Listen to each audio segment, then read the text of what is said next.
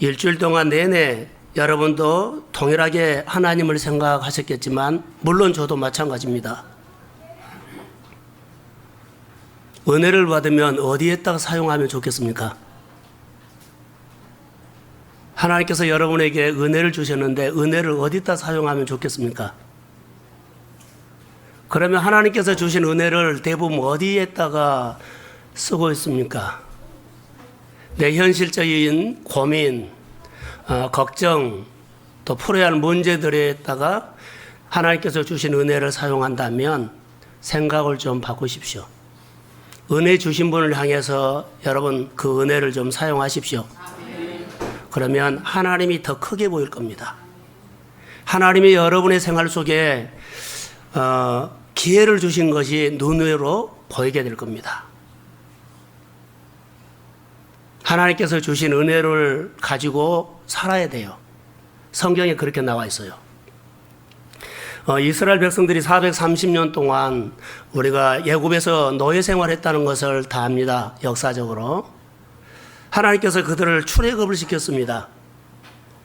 출애굽을 시키고 그들에게 가장 먼저 요구했던 것은 이것입니다. 나에게 시간을 좀 주라는 거였습니다. 다시 말하면 하나님께서 너희들에게 은혜 주신 분을 향해서 시간을 주라. 하나님을 위해서 이제는 좀 시간을 써라. 하나님을 위해서 너희 몸을 좀 사용하라. 하나님을 위해서 너희 생활 속에 소유를 좀 하나님 위해서 좀 써라. 이런 메시지입니다. 다시 말할까요? 내 몸을 어떻게 사용하고 싶습니까? 내 시간을 어떻게 사용하고 싶습니까? 내게 있는 은사를 어디에다가 사용하고 싶습니까? 이거 묻는 것과 똑같습니다. 그러면 하나님께서 이스라엘 백성들이 애굽에서 생활할 때 430년 동안 그들의 생활은 어떤 생활인지 여러분 아십니까? 내 시간표로 살았습니다.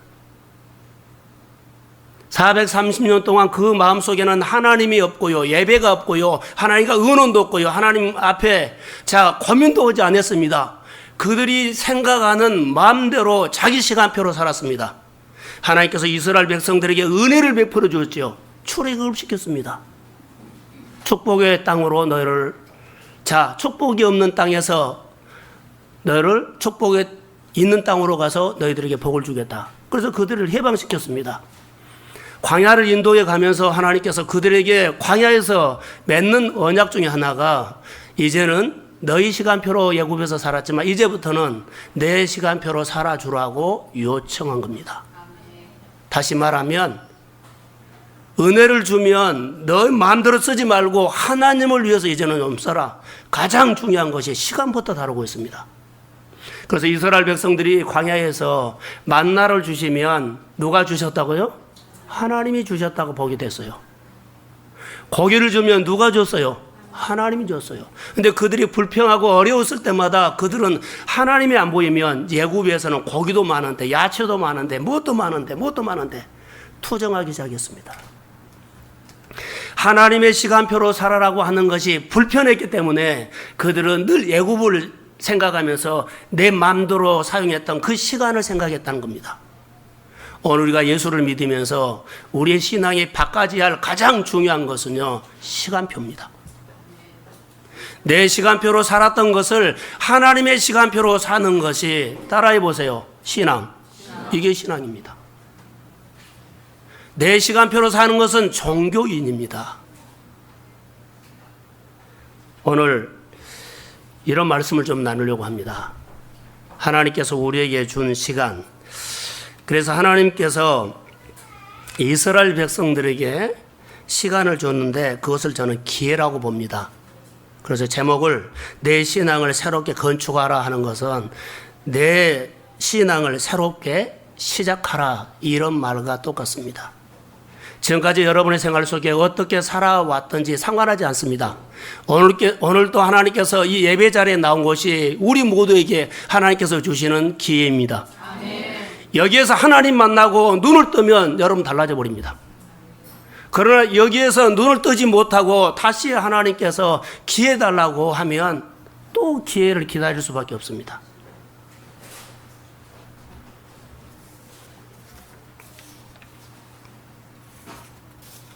자, 오늘 본문에서 보면 이스라엘 백성들이 바벨론의 포로 생활을 하고 있습니다. 바벨론의 포로 생활을 하고 있는데 하나님께서 그들에게 은혜를 주셔서 예루살렘으로 다시 돌아오게 됩니다. 이 돌아왔다는 것은 기회입니다. 기회인데 잘 들어보십시오. 이스라엘 백성들이 포로 생활을 70년 했습니다.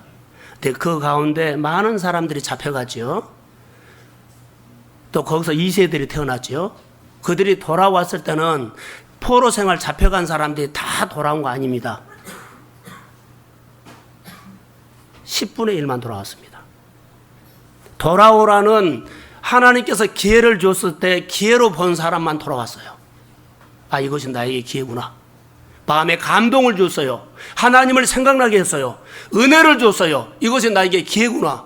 이걸 깨닫고 온 사람들이요 돌아왔어요. 오늘과 다 예수를 믿어요. 다 예수를 믿어요. 말씀도 들어요. 이것이 하나님께서 나에게 새롭게 시작하라는 기회라고 생각하면 여러분 마음에 하나님의 은혜를 주실 것입니다. 기회라고 안 보이면 이스라엘 백성들이 포로 생활하면서 그냥 젖어 사는 것처럼 그냥 우리가 교회 왔다 갈 겁니다. 그냥 주일날 예배 드리고 갈 겁니다. 그러나 하나님께서 오늘 예배를 통해서 나를 만나 주신다면 주님 오늘 나를 만나러 오셨습니다. 아멘. 나에게 기회를 주시러 오셨습니다. 아멘. 하나님의 시각으로만 봐야만 나에게 기회를 주신 하나님이 보이게 됩니다. 하나님의 시각으로 보지 않으면 안 보입니다. 우리는 우리 생활의 범사에 하나님께서 수없이 많은 우리에게 기회를 주시는데 기회로 안 보기 때문에 늘 현실에 받은 은혜를 그냥 허비합니다. 기회로 보이면 그 기회에다가 하나님께서 주신 기회에다가 내가 받은 은혜를 쏟아붓게 되어 있습니다. 내 마음을 쏟아붓습니다. 내가 있는 에너지를 쏟아붓습니다. 내게 있는 모든 시간과 소유를 거의 하나님께서 주시는 기회에다가 쏟아붓기 시작합니다. 그리고 하나님에 대해서 내가 눈이 열리고 그분으로 인해서 내 삶이 달라지기를 주의 이름으로 기대한다는 겁니다. 많은 사람은 하나님이 주신 기회를 사소한 이유로 기회를 잃어버릴 경우가 있습니다.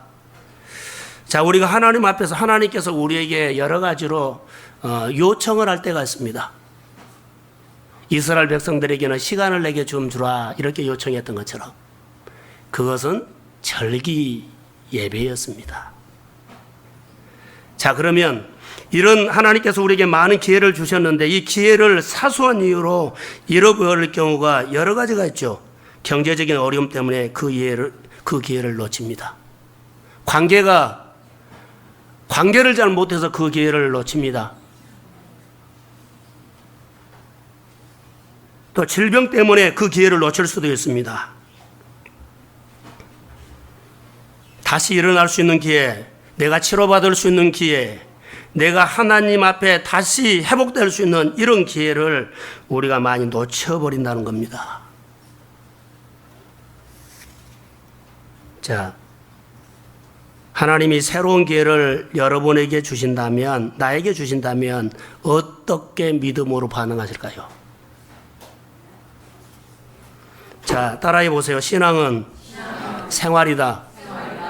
자, 하나님이 다시 기회를 주시면 내 삶을 다시 어떻게 세워갈 것인가 이 고민을 하셔야 한다는 겁니다. 그냥 하나님께서 은혜 줘서 그걸로 끝나버리면 안 됩니다. 하나님이 기회를 수없이 많이 주셨지만 그 기회를 가지고 내 가정, 내 사업장, 내 일터, 내 인생 다시 세워가지 못한다면 그러면 하나님도 어떻게 할 수가 없습니다.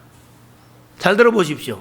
하나님이 인격적인 분입니다. 하나님은 우리를 기회를 주셔서 기회를 여러분에게 주셔서 이제 지금까지 살아왔던 것보다 다르게 살려고 요구해서 기회를 주십니다. 그것을 은혜로 내가 받아들이지 못하고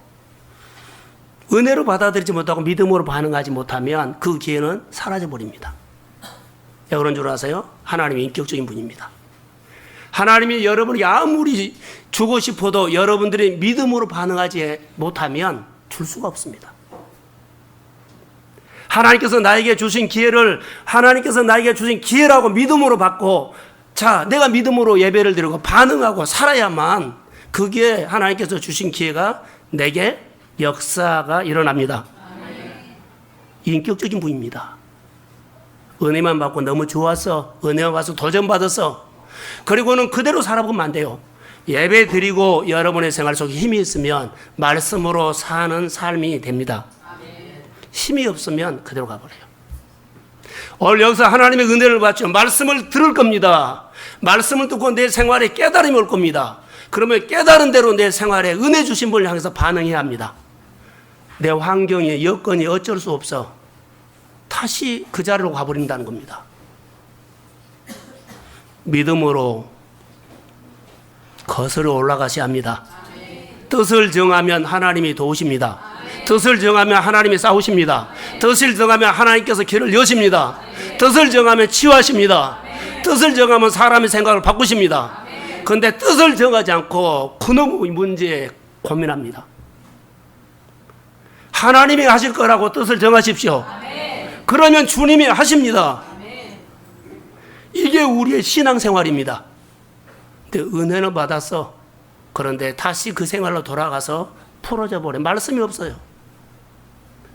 우리 교회가 여러분의 모든 삶 속에 하나님의 힘이 있기를 소원합니다. 기회는 주셔도요, 예수를 만나야 돼요. 여러분, 기회를 주신다는 것은 예수를 붙잡으란 말이에요. 기회를 주신다고는 하나님께서 여러분에게 주신 말씀, 은혜를 붙잡으란 말이에요. 그런데요, 병만 고쳐달라 그래요.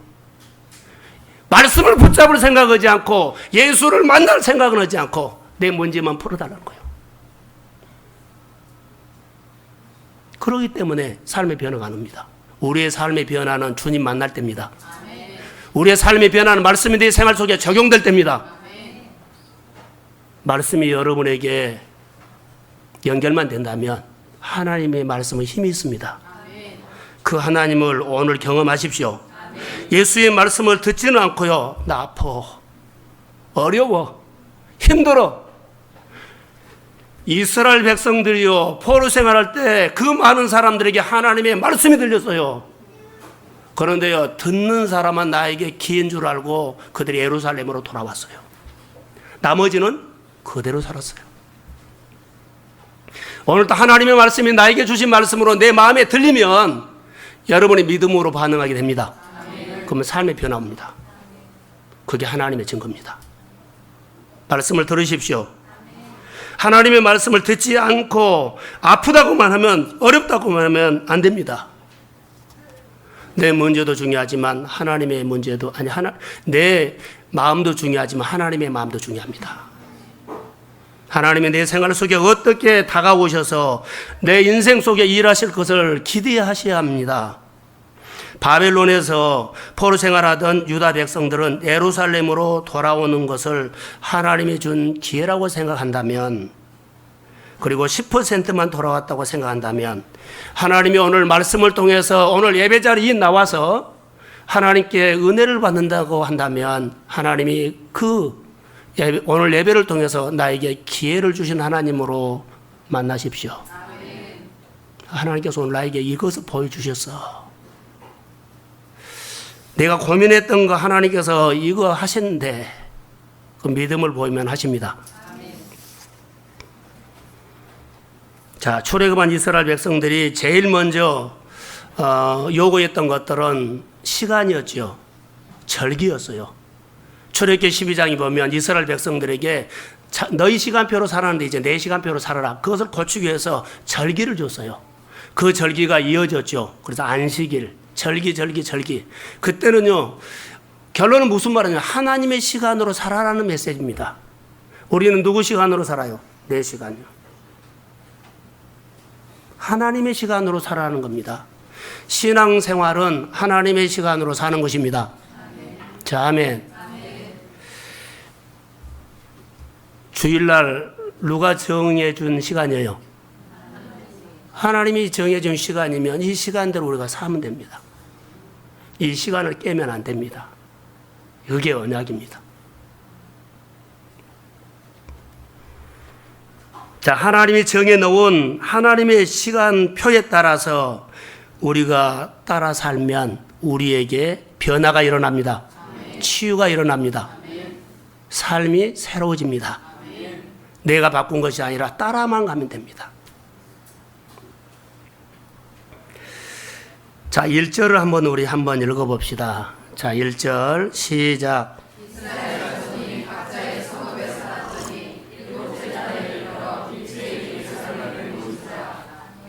자, 1절에 보면 우리가 다 함께 모였구나라고 벌써 모였다. 절기에 모였다는 겁니다. 안식일날 주일날 모였다는 겁니다. 이스라엘 백성들의 절기가 여러 가지 의미가 있죠. 그들에게 주어진 시간이 있어요. 안식일, 주일. 그런데 이 사람들이 한 군데 모여서 하는 사방에 흩어졌다 그랬어요. 각자의 성읍에 살았더니 7째 달에 이르러 일제히 예루살렘에 모인지라. 하나님이 정한 시간이에요. 우리가 일주일 동안 흩어져 생활하지만 하나님께서 모여라는 시간에 여러분을 만나 주겠다는 이 시간에 믿음으로 모이십시오. 기쁘게 모여야 돼요. 4절에 보시면 기록된 규례대로 초막절을 지켜 그러죠. 기록된 규례대로는 약속입니다. 우리가 다 함께 모이는 약속 시간. 이스라엘 백성들이 다 함께 모이는 약속 시간입니다. 5절에 보면 그 후에 항상 드리는 번제와 초하루와 우리가 월상예배죠. 여호와의 모든 거룩한 절기의 번제와 사람이 여호와께 기쁘게 드리는 예물을 드리되 이렇게 아침에 일어나면 하나님께 나가서 하루 시간을 정하고 믿음으로 사십시오. 제일 먼저 여러분 아침에 일어나면 하나님을 바라보십시오. 그리고 말씀을 통해서 하나님을 만나십시오. 아니면 새벽 예배를 통해서 하십시오. 자, 이스라엘 절기 때 어디에 모였느냐? 성전에 모였죠. 이스라엘 백성들은 절기 때 예루살렘 성전에 모여서 각자 멀리서 여러 가지 이제 속죄일도 있습니다만은 이스라엘에게 성전은 언제 만들어졌습니까? 이스라엘 백성들의 성전, 성막, 광야 생활을 하다가 하나님께서 이스라엘 백성에게 모세를 통해서 성막을 줘라 그랬습니다. 성막을. 자, 자막을 한번 보죠. 출애굽기 25장에 한번 보겠습니다. 자, 8절과 9절 시작. 내가 모세 중에 그할 성소를 그들이 나를 위하였을 때 그들은 내가 그에게 보이는 모양대로 성막을 짓고 이들도 그 모양을 따라 지으리라. 아멘. 자, 하나님께서 모세를 통해서 이스라엘 백성들에게 성막을 지었는데 성막의 본질은 성막을 만든 본질의 의미는 하나님이 거할 처소입니다. 하나님이 거할 처소, 이스라엘 백성들과 함께 하고 싶다는 거죠. 그래서 이스라엘의 12지파가 성막 중심으로 텐트를 쳤습니다. 그리고 그 안에 하나님이 거할 처소가 있었습니다. 하나님이 그 성막 안에 오셨습니다. 오늘 우리가 이걸 건축해야 한다는 겁니다. 자, 성전이 있는데 하나님이 거하실 처소가 만들어지지 않는 성전이 있습니다. 자, 여러분 성전은 있어요. 그런데 하나님이 거하실 처소가 없는 성전이 있어요. 교회는 있어요. 하나님이 거할 처소가 없는 교회가 있어요. 자, 여러분의 가정 안에 예수를 믿어요. 그런데 그 가정에는 하나님이 거하실 처소가 없는 가정이 있어요. 사업장이 있어요. 예수를 믿어요. 그런데 거기에는요, 하나님이 거할 처소가 없어요. 그럼 하나님을 만날 수 있어요? 없어요? 없어요. 오늘 이 말을 하려고 그래요. 하나님이 없는 삶. 내가 예수를 믿는데 내 안에 예수님이 없어요. 내가 예수를 믿는데 내 안에 하나님의 말씀이 없어요. 왜 우리가 응답을 못 받을까요? 하나님이 내게 오셔도요, 내가 하나님을 영접할 처소가 없어요. 받아들이지 못해요. 자, 하나님이 그것을 초소를 만들지 못하면 우리의 삶을 세우는 데 실패합니다. 내 삶을 누가 세웁니까? 하나님이 세웁니다. 내 삶을 누가 인도하십니까? 하나님이 인도합니다. 하나님이 인도하지 않으면 누가 인도해 갑니까? 내가 인도해 갑니다. 하나님이 내 인생을 세우지 못하면 누가 세웁니까? 내가 세웁니다. 내가 세우는 것은 불완전합니다. 한계가 있습니다. 어렵습니다. 그러나 내 인생을 건축하는데 내 안에 거하실 하나님의 초소가 있으면 하나님이 자정하셔서 내 인생을 건축해 갑니다. 하나님이 없으면 내가 인도해요. 내가 지어가요. 하나님이 거하실 초소가 사업장이 없으면 그 사업을 내가 이끌어가기 때문에 얼마나 힘들어요. 힘들죠. 그래서 쓰레기가 녹아버린 거예요. 하나님이 거하실 초소가 없기 때문에 그런 현상이 일어납니다. 하나님이 거하실 초소가 있으면 누가 와서 해줘요? 하나님이 해주십니다. 하나님이 역사합니다. 오늘 다시 건축해야 할 부분들은 오늘 이 메시지를 저는 하나님 앞에 들었습니다.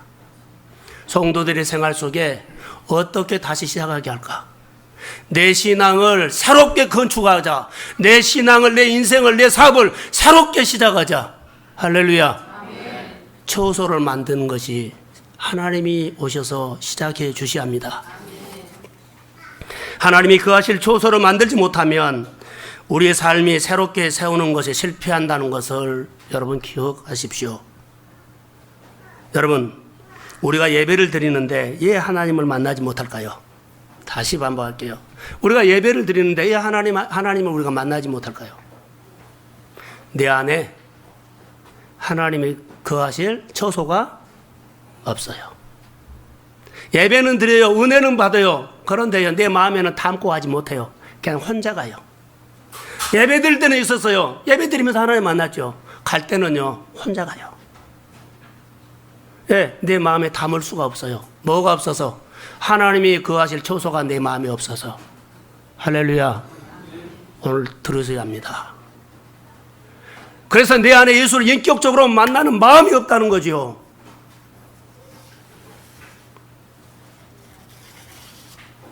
우리 마음에 하나님이 거하실 초소가 없다는 것. 그러면 이것을 무슨 말로 제가 적용을 할까요? 여러분, 내 삶에 하나님이 거하실 초소를 만들었다는 증거는 하나님이 내 삶의 주인이라는 의미입니다. 주인요. 자, 성전을 세운다는 것은 예수 그리스도의 몸입니다. 성전의 실체는 그리스도의 몸입니다. 그리스도의 몸은 하나님이 거하실 초소입니다. 내 신앙 다시 건축해야, 내 신앙을 하나님이 거하실 초소로 만들어야 하나님의 역사가 내 안에서 일어납니다. 그런데 이 건축은요, 혼자 안 된다는 거예요. 하나님과 연합해야 되고, 성령이 도와주셔야 되고, 교회 성도들도 서로 지체가 되어서 서로, 성호 형제가, 내가 성호 형제 마음에 하나님이 그것을 초소가 만들어지도록 내가 도와야 하는 거. 부모는 자식을, 자식은 부모를, 성도는 성도를, 하나님이 그하실 초소를 서로 만들도록 도와주십시오. 그게 교회입니다. 나눔을 통해서 세워주는 겁니다. 중보를 통해서 세워주는 겁니다. 약할 때, 연약할 때 아버지의 마음으로 다독거리면서 그의 마음속에 하나님의 그하실 초소를 세워줘야만 누가 계셔요? 하나님 아버지가 계시죠. 하나님 아버지가 없으면 인간이 나옵니다. 자, 성경을 보겠습니다. 에베소서 2장 21절을 한번 봅시다. 자, 시작. 내 안에서 건물마다 서로 연결하여 주 안에서 성전이 되어가고. 자, 그 안에서 건물마다 서로 연결하여 주 안에서 성전이 되어가고, 그 성전은 뭐요? 하나님이 거하실 초소입니다. 여러분, 하나님이 거하실 초소 만들기 위해서 서로 성전이 되어 주셔야 돼요. 서로 성전. 자, 내 몸이 아프면 서로 도와야 돼요. 그게 사명이에요. 자, 한 번 더 봅시다. 4장, 에베소 4장 22절.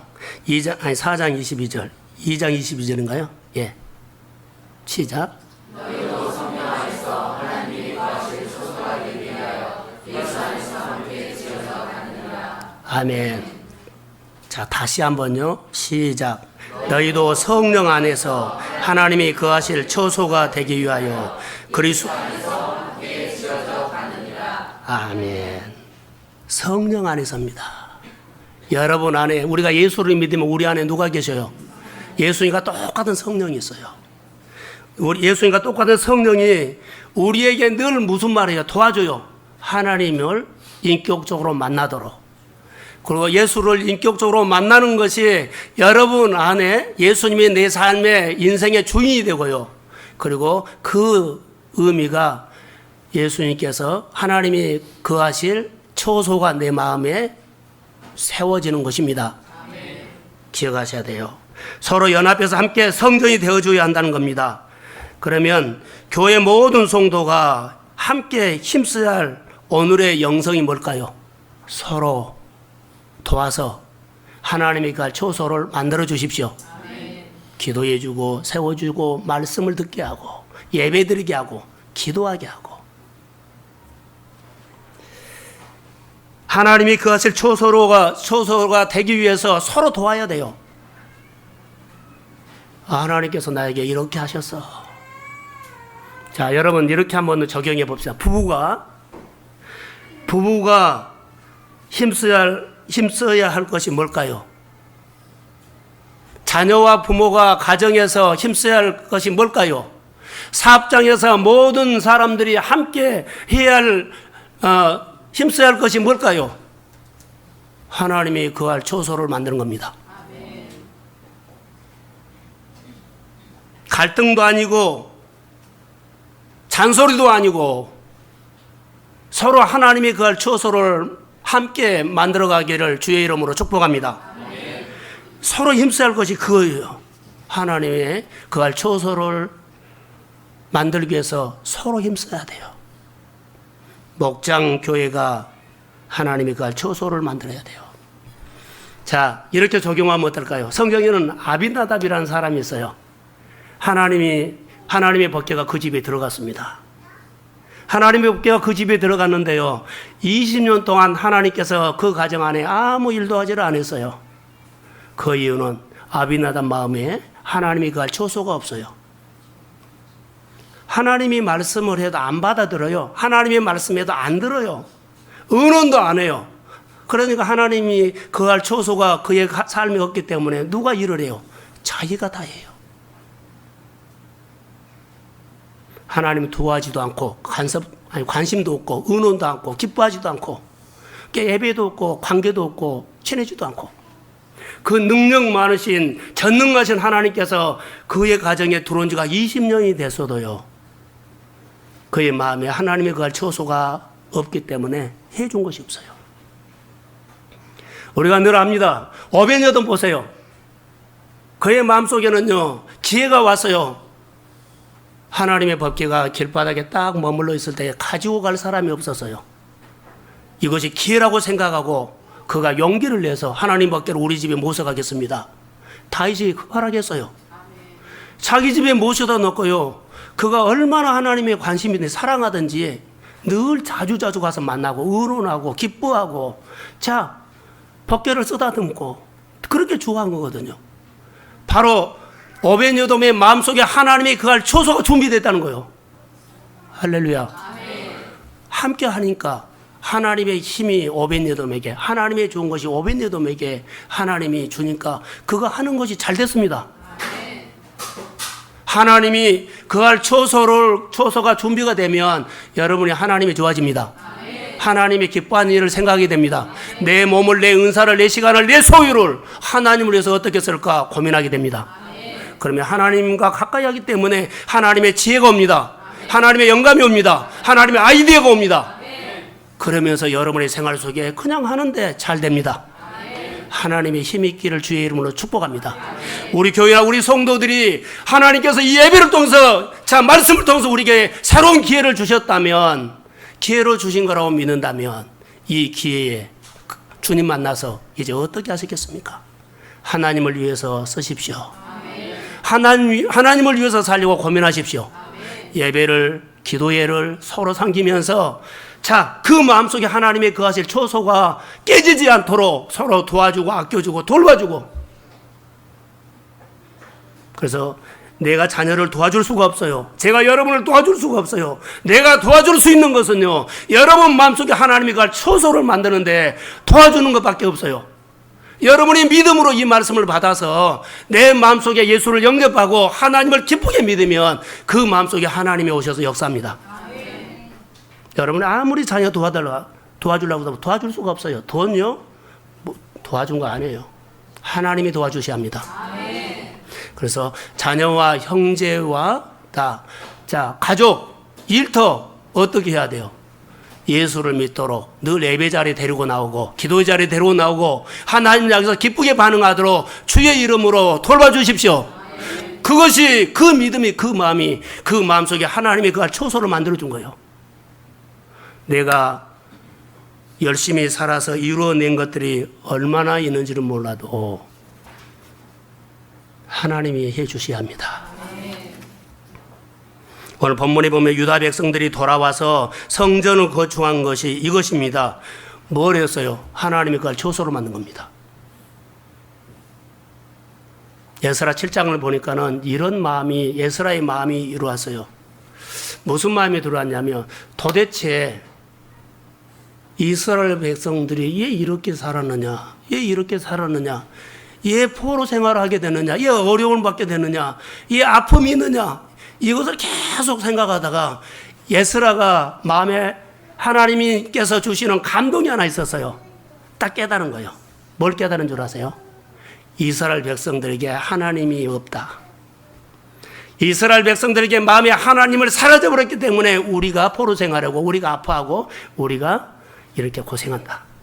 그래서 에스라가 돌아와 버립니다. 어디로요? 예루살렘으로 돌아와요. 돌아와서 그가 하는 것이 뭐예요? 모든 백성들에게 마음속에 하나님의 성전이, 하나님이 그걸 초소를 만들어주는데 그가 힘을 다하는 거예요. 오늘 우리 가운데 은혜 받는 한 사람이, 우리 교회가, 여러분의 생활들이 왜 우리가 힘들게 사느냐, 왜 어렵게 사느냐, 왜 안 풀리느냐, 여기에 대해서 하나님의 성령이 누구에게든지 임한다면 에스라 같은 역할을 할 줄로 믿습니다. 하나님 목장을 세워주세요. 성도들 좀 잘 살게 해주세요.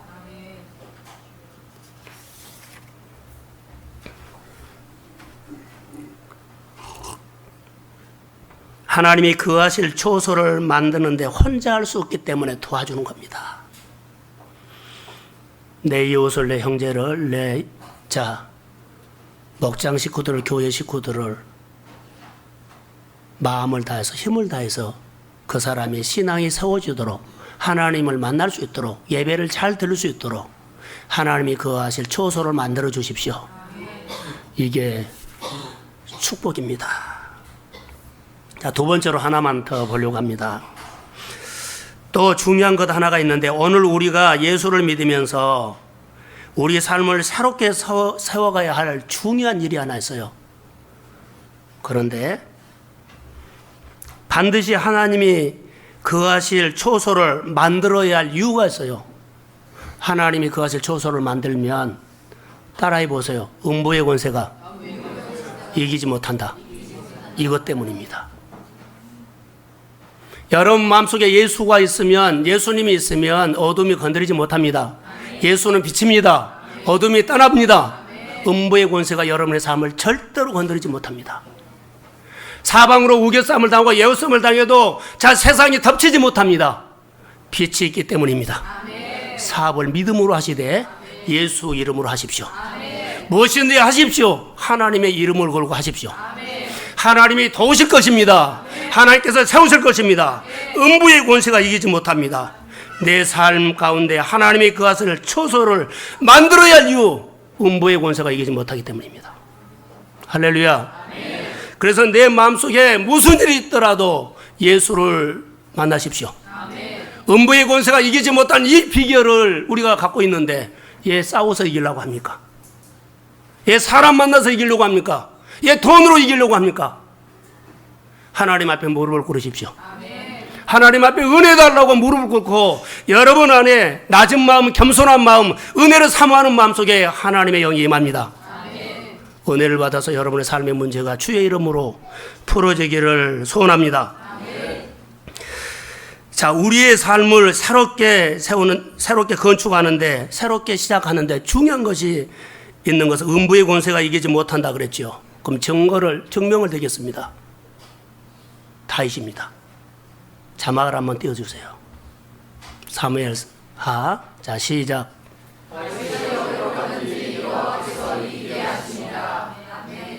이것입니다. 다윗의 마음속에는 하나님이 거할 초소가 있었습니다. 사무엘상 1장에 보니까 다윗의 가성은 점점 강성해져 갔다고 했습니다. 다윗이 어디를 가든지 항상 이기게 하셨다. 누가? 하나님이요. 음부의 권세가 이기지 못하게 하는 하나님의 거할 초소가 누구에게 있어요? 다윗에게 있어요. 다윗에게 있었습니다. 다윗은 하나님의 거할 초소가 그 안에서 무엇이 이루어질까요? 하나님의 언약이 있습니다. 하나님의 거하실 초소 안에는 하나님의 언약이 있습니다. 하나님의 관계가 있습니다. 하나님의 만남이 있습니다. 그래서 하나님께서 그 안에서 다윗에게 필요한 모든 것을 주십니다. 다윗 안에 하나님의 언약이 있었기 때문에요. 그의 마음속에 하나님이 거할 초소의 언약이 있었기 때문에 그는 하나님의 법을 지켰습니다. 마음에서 끝까지 지켰습니다. 하나님이 그래서 그를 이기게 하셨습니다. 사랑하는 성도 여러분, 부부가 목적을 가지세요. 무슨 목적을요? 다윗처럼 이기는 자로 살려면 어떤 목적을 부부가 가져야 합니까? 하나님이 거할 초소가 되자고. 사업장이 여러분 목적을 가지세요. 하나님이 거하실 초소가 되기 위해서 여러분 힘쓰십시오. 자녀가 잘 되기 위해서 온 가족이 하나님이 거할 초소를 가정에 만드십시오. 하나님께서 선하게 인도하십니다. 그러기 위해서 함께 서로 섬기는 지체가 되어야 합니다. 지체라는 것은 섬겨라는 지체입니다. 음부의 권세가 이기지 못하도록 하나님의 놀라운 교회로, 하나님이 쓰는 놀라운 가정으로 쓰임받는 가정 되기를 주의 이름으로 축복합니다. 자, 이스라엘 백성들이 하나님의 거할 초소에 모여서, 성전에 모여서 그들이 해야 하는 일들이 있었지요. 해야 하는 일들이 있었어요. 정한 시간에 모이는 겁니다. 정한 시간에 모이는데 2절과 3절에 보니까 그의 형제들이 다 일어나 이스라엘 하나님 앞에 제단을 만들고 기록된 율법대로 번제를 드렸다. 다 모여서 하는 일들이 제단 쌓고 뭘 했어요? 번제를 드렸어요. 자, 먼저 드리는 것이 제단을 쌓는 것이고 그 다음에는 번제를 드리는 겁니다. 자, 우리 3절을 한번 읽어봅시다. 3절. 자, 시작. 우리가 모든 나라 백성을 두려워하여 제단을 그 터에 세우고 그 위에서 아침 저녁으로 여호와께 번제를 드리며. 자, 무리가 모든 나라 백성을 두려워하여 그랬죠. 이 말이 제가 풀어드릴게요. 무리가, 자, 하나님의 사람들이요, 예배를 드리는데 예배를 드리러 나가죠. 제단을 쌓고 예배를 드려 나가는데 주변 사람들의 눈이 의식돼요. 주변 사람들이 의식돼요. 주변 사람들, 주변 어른들, 주변 친구들이 의식이 돼요. 그래서 예배 드리러 가요, 못 가요? 못 가요. 이걸 이겼다는 거죠. 그런데 오늘 본문에서는 그것을 이겼더라 이렇게 나와요. 우리는요, 주변 사람들이 자 의식이 돼서 예배 빠져요. 하나님의 뭐요? 언약 깨버려요. 잘 들으셔야 돼요. 하나님께서 정한 시간은 하나님이 나를 기다리고 계십니다. 그 시간에 가면 틀림없이 주님이 나를 만나 주신다는 거.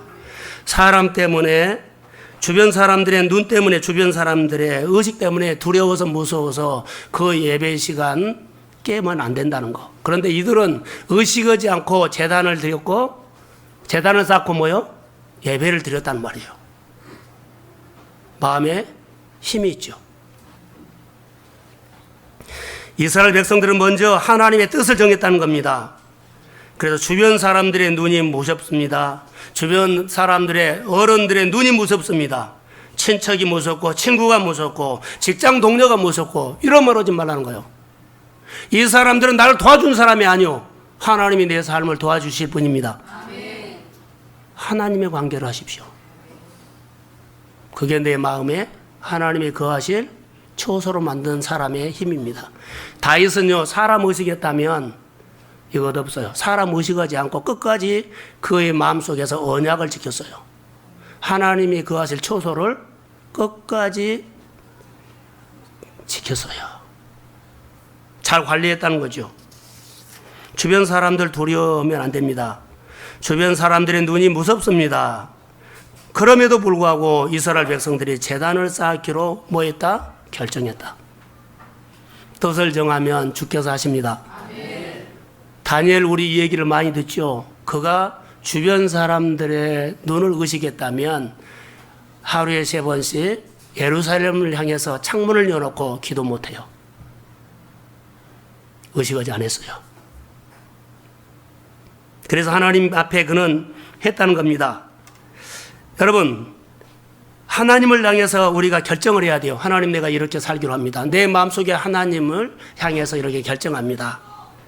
자, 상황 때문에, 뭐 사람 때문에, 뭐 거리 때문에, 바쁜 것 때문에 오늘 예배를 가야 될 거냐 말아야 할 거냐, 오늘 그 개모임에 가야 할 거냐 말아야 할 거냐, 오늘 그 돌잔치 가야 할 거냐 말아야 할 거냐, 이런 고민하지 말라는 거. 이런 고민을 하면 안 돼요. 하나님의 언약을 지키십시오. 여러분 마음에 하나님이 그것을 초소를 만드는 것은 지키는 겁니다. 자, 교회는 있는데요, 번제가 없으면 안 되죠. 그 번제가 초소입니다.